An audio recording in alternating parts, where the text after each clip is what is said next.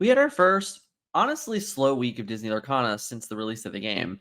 There was only one reported event from the weekend, and there I decided to take some time, run the numbers, show off some charts, and discuss the 5 best decks to date in Disney Lorcana's Chapter 1. Let's break into them. Each week I have continued to break down the reported events from the weekends. You can see here there are several different fully released events and the top 8s among them with the most successful decks on a given weekend. With that, I was finally able to sit down and put together 104 decks that were reported for top 8s for events all over the world.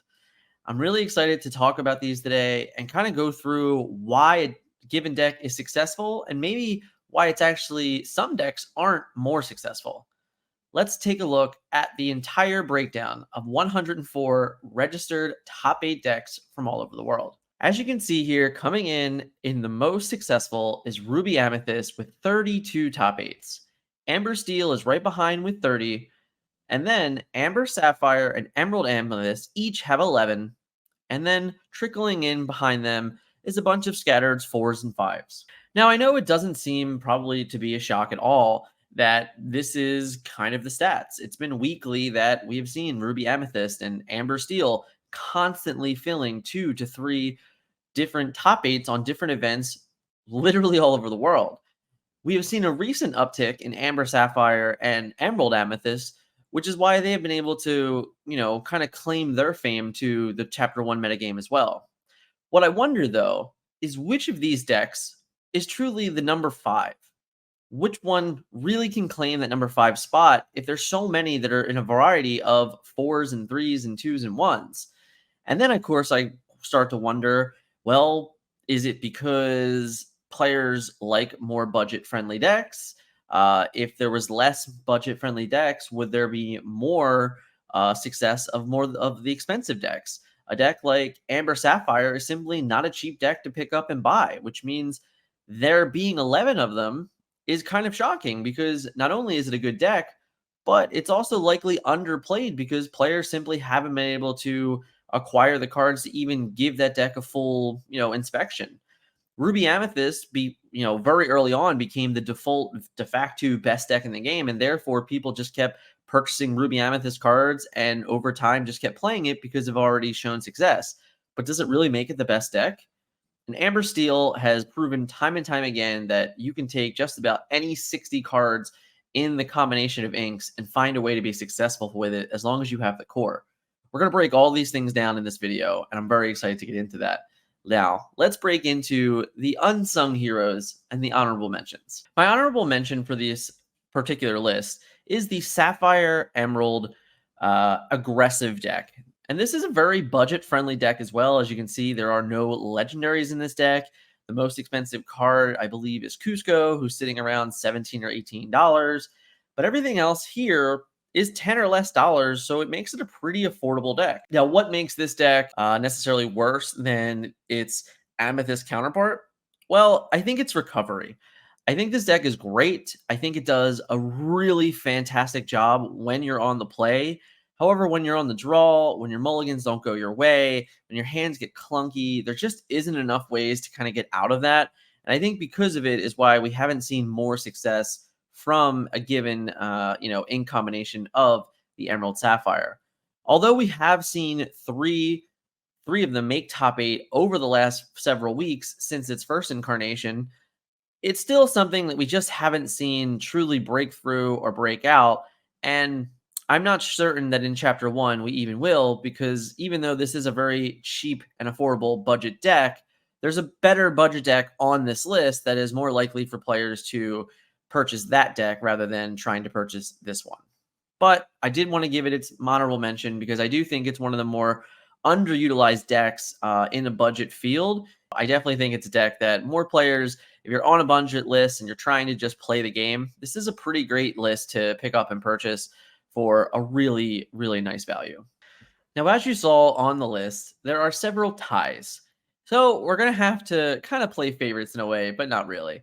We're going to break down each of these decks in depth as we possibly can and tell you what we think about them moving forward. Steel Sapphire Ramp is a deck that honestly is on the upper echelon of price. And therefore, it could be a really good reason why you don't see more of it and see less success. However, it has had its time in the sun and it's had its moments to really showcase what it's capable of doing. Let's take a look at this list. So this was from this past weekend's event in Chicago, and the top 8 player to the top 8 gamer for the Steel Sapphire ramp deck. What I find most intriguing about this list is that it's the first time I've seen 4 of a Plasma Blaster and even a 4 of Maurice. I do like the addition of the items to this list as giving you an alternate way to win. The one thing that I'm genuinely shocked about is that there wasn't an Eye of the Fates. Even just one, I feel like is a great card to add and pick into this. Having your Tomateo be able to swing for 4 or 5 lore, having your Bell be able to swing for 5 or 6 lore, constantly feels great. All of these other characters are just like just hanging out. I mean, all of these characters are so top end and heavy. It's a very intriguing list for sure when you break it down that there's no Tinkerbells in this given list. But with no 2-drop, 3-drop at all, it is a very, very different take on the Steel Sapphire ramp, and it's one that we haven't seen much on. There are other versions of this list that are more straightforward, more Mickey Mouse, more Tinkerbell, and all of those things. But this is definitely leaning into a very endgame heavy list and trying to make the best out of cards like Plasma Blaster, Fishborn Quill, and a Whole New World to basically power out your best bells possible, along with having Hades and Let It Go for removal. The addition of Smash and Grab Your Swords complements it very well. And this particular list is definitely leaning on Captain Hook, Thinking Happy Thoughts as another form of removal as well. Now, this might not be the most optimized version of this given ink combination, but it was the newest, and I really like to see different things come up to give players different ideas. This is the best part about this data in chapter 1 is that there are so many different decks that have hit a top 8 that have been successful that we haven't had enough time to fully explore. Maybe you can't get the league every week. Maybe your area doesn't have, a high event end of 1Ks or anything like that yet. So when you can see these decks from around the nation and they stand out, those are the best ones to look at because it just gives you the concept of more ideas are possible and successful around the nation. Definitely shout out to this player. Very, very interesting and different type of take on the Sapphire Steel ramp. And I'll be excited to see if this is a deck that moving forward can maintain success. Ruby Emerald is a list that everyone was very high on for a very long time. It is another list of prime example of budget friendly for players far and wide. Coming in this list, we have Cusco's and John Silver's that will pick up a hefty bill, but everything else is pretty stationary. The concept of playing Genie and Aladdin are both less than $5 or $6 for SRTs. And then, of course, everything else comes in at probably under $3 or $4, except for maybe Hans, who could still be in the $7 or $8 range. But aside from that, there's a very budget friendly list and it's very straightforward and it can just be frustration for your opponent. Having so many frustrating characters to contend with from Tinkerbell on up, Tinkerbell, Pongo, Cusco, Goofy, Genie, John Silver, and of course going all the way to Aladdin in this particular list, you just have a bunch of very frustrating characters to play against. And it's a wonderful deck for newer players to pick up because it's also a very straightforward gameplay. It's really just play my best guy every turn and exert for lore and see if my opponent can compete with that. And I think that's really important to do when getting into a new game is having decks like this show success and be available for all players that just really want to dip their toes into competitive, but not have to think extraordinarily hard for a given turn or a given tournament, specifically when we're playing 6 and 7 rounds, or even in Miami coming up where it's likely to be 9 rounds. Before we go any further, if you're enjoying the information, I would really appreciate you hitting that like and hitting that subscribe for me. And let me know in the comments, what's been your favorite deck so far? Is it one of the decks that have been revealed in the top 5 decks? Let me know. Last week's deck of the week, the wonderful Amethyst Emerald, is a deck that constantly keeps getting better and keeps growing in successful numbers. It was in the first top 8 of the PPG event in Denver, which showcased 45 players, and Ryan Miles was able to find his way into a top 8 with a version of this list. But as the weeks continued, more and more things have grown to showcase for this particular deck. The ability to have now even Maleficent biding her time is probably something that we haven't seen too many of. But this is just another, adaptation of what this deck is powerful doing. And again, coming in at a pretty cheap price with only John Silvers and Cusco's ranging to $15 plus, everything else falls in mostly $8 or less, and a lot of the cards are even $2 or less. This budget friendly deck is one that we keep consistently seeing have success in events all over the world from far and wide. And I ask this first question. This is the first question that I ask about a deck in this given game. Now, it is absolutely a budget friendly deck. So I do wonder if budget is the only reason why players are playing this particular deck, or is it a very good possibility that this deck is actually one of the best decks? A lot of times it's hard to truly judge and evaluate reports because you don't know the given local metagame and you don't know the given local players and the situation of their current, resources and things like that. From if it's a store that just didn't get a lot of product, an area that didn't get a lot of product, it was harder to find, uh, you know, everything comes into account. So what I wonder is yes, this is absolutely the best budget deck that you could be playing. However, if the players could choose to play a non-budget deck, would they? That's the question I want to know. And honestly, if you're watching this video and you were one of the players that have had success with this deck, let me know in the comments. Is it because the deck is good? Is it because you think it's one of the best decks? It's your best opportunity? Or is it just because it's a budget-friendly deck that is successful, that is easy to pick up and easy to grab? I personally think this deck is good. I do think it has a lot of strengths and unfortunately some glaring weaknesses. But its strengths are that it can pull out victories on the draw. On the play, most of the budget decks are all the same. They're very much just lean into Emerald and play to my Emerald, like lore gainers and lore batteries, and then move on.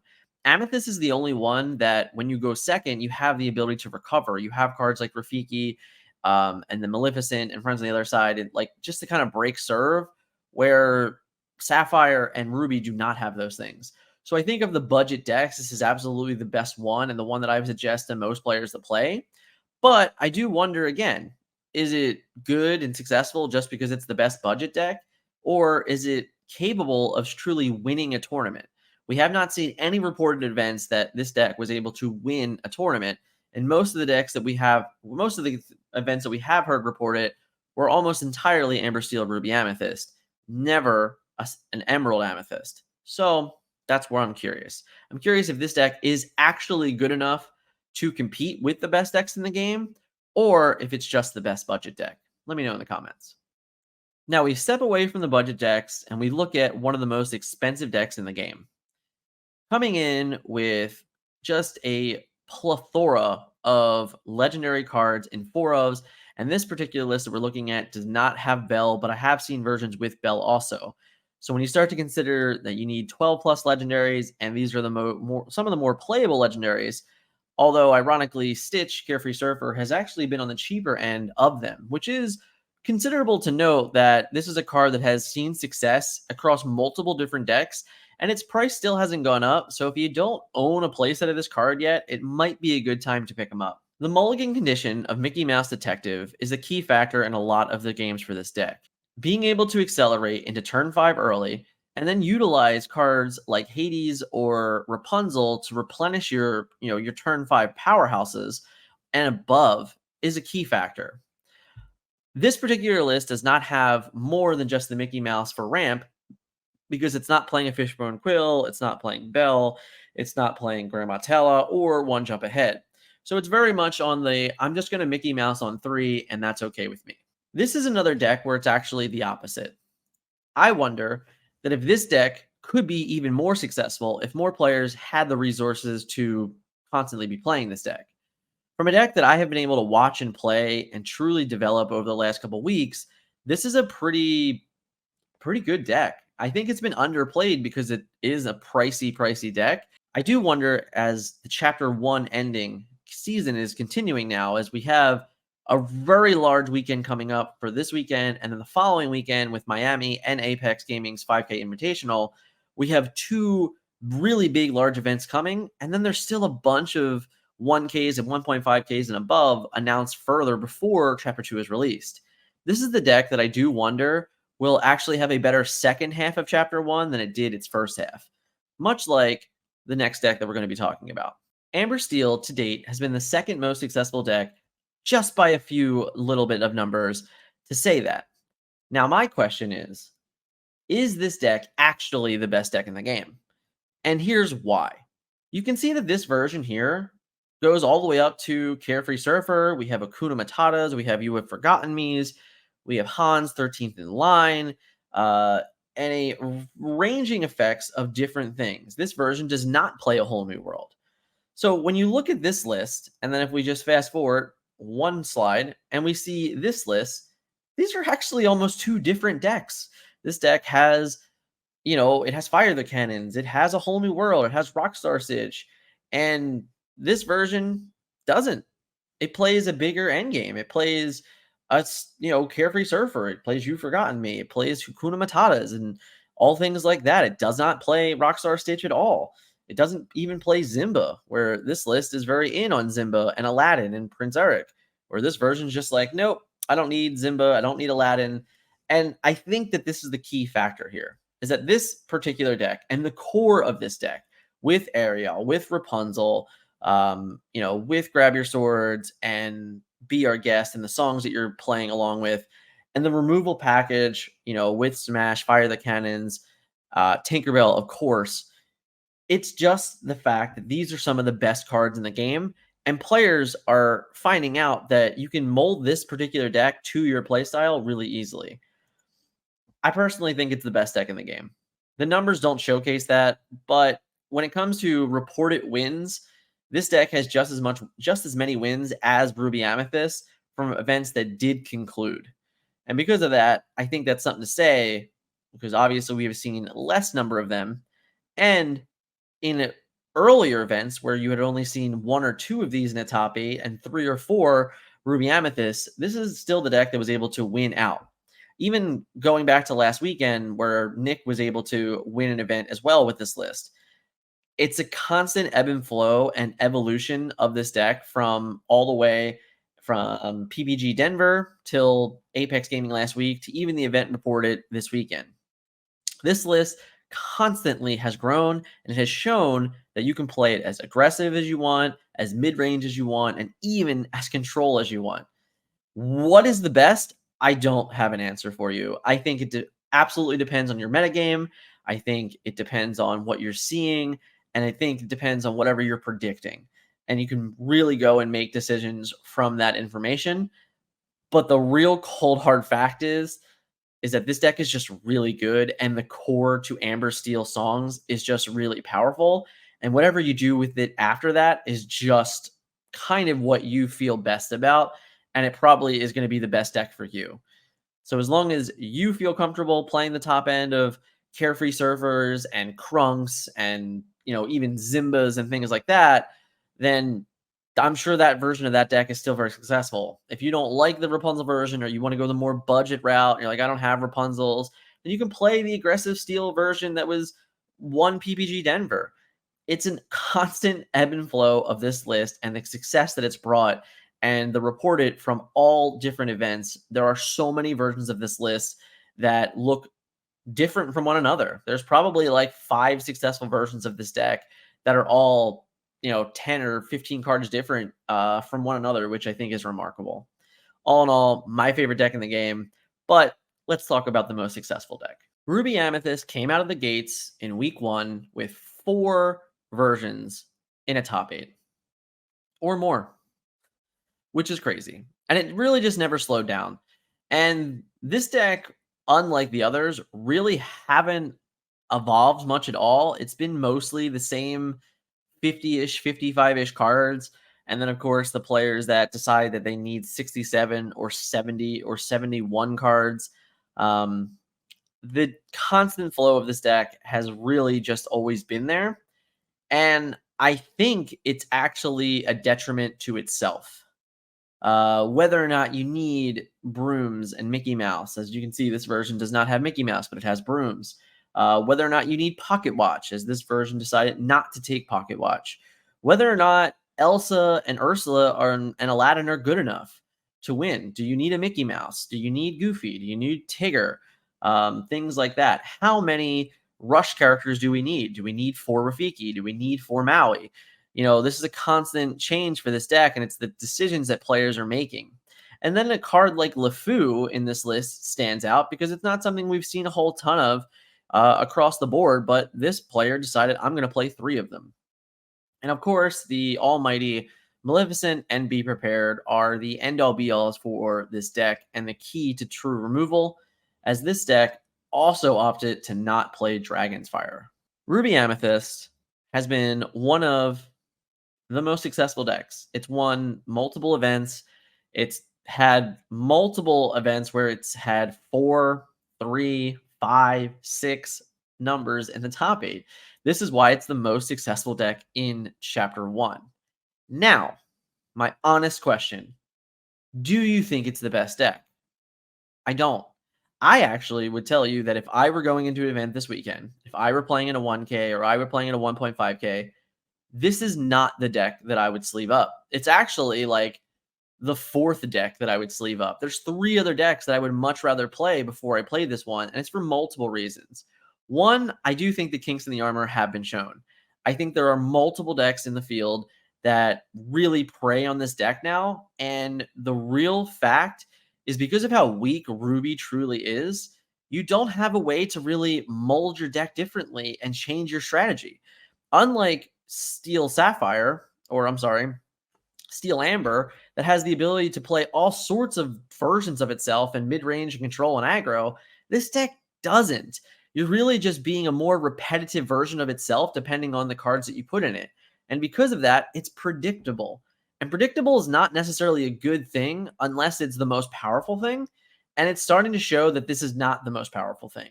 Early on, it was an adaptation that players came around to it. And the first reported event had 6 of them. The second reported event had 3 of them. And it was just like, oh, the de facto best deck is this one. But as the weeks continued, we've seen less and less. And we've definitely have seen more and more success from other decks, such as Emerald Amethyst, such as Amber Sapphire, and of course, the ever-growing Amber Steel versions. What I think is very interesting about this particular list and the evolution of it is that there wasn't one. There just simply isn't enough for this deck to continue to evolve and really make decision points for it. So for my money, I would not be buying Ruby Amethyst. I would be choosing any of the other decks that I showcased actually before this one, because I do think that it has the number 1 target on it. The mirror matches are honestly miserable. They're not fun. And your matchups against some of the other decks in the game just aren't very good, specifically if you lose die rolls. Losing die rolls with this deck isn't very fun either, explicitly when players have figured out the scripts against you. Lots of things that I think were really just over the moon early on in the set where players adapted to this really quickly. It had a lot of early success, and then people just kind of went with it in the early months. In the first 3 weeks, this had a ton of top 8s, but in the last 3 weeks, it's had a lot less than the top 8s. And I think that's just because you're seeing that players are adapting and realizing that this deck is, although it's, consistent and successful, it's not the best thing you can be doing. And that's just my takeaway. Let's look at the overall ink advantages from the 104 decks. Rather than doing the traditional ink rankings, I just wanted to showcase the list of the numbers overall. You can see here that Amethyst and Amber both have 48 decks in the top 8 of 104 reported decks. Steel came in at 39 and Ruby came in at 37. However, 32 of those Ruby decks were from the Ruby Amethyst, so which means he only came in for 5 more outside of that. Emerald and Sapphire are both sitting down in the 20 and 21 area, so they're both pretty low. All in all, I think it's really been interesting. I think we're going to see more and more decks be more successful, and I think that looking at Chapter 1, which I will do again right before Chapter 2, so if you enjoy the breakdowns like this, look for this same video in about 5 weeks. I think it's one of the more diverse metagames than I have ever played in for a new game. having the concept of 6 or 7 decks that, for any given Saturday, any given Sunday, have the ability to top 8 and win an event is exciting. Um, Putting in the factor that product is scarce and not a lot of players really committed to playing multiple decks is also something to take into note. A lot of times you're able to purchase, your play set and then adapt and move forward as the events come through and the information comes through, but that might not necessarily be true.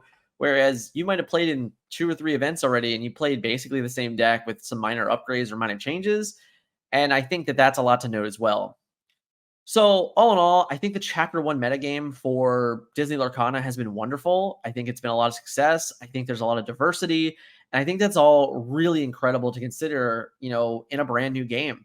My hat's off to Ravensburger, really being successful in creating this level of diversity for the first set with only 204 cards is honestly very impressive. All in all, if you enjoyed this video today, please hit that like button, hit that subscribe, and check the description if you want to join the Discord where we release all of these deck lists weekly as soon as we find them. Thanks again so much, and we'll catch you in the next video.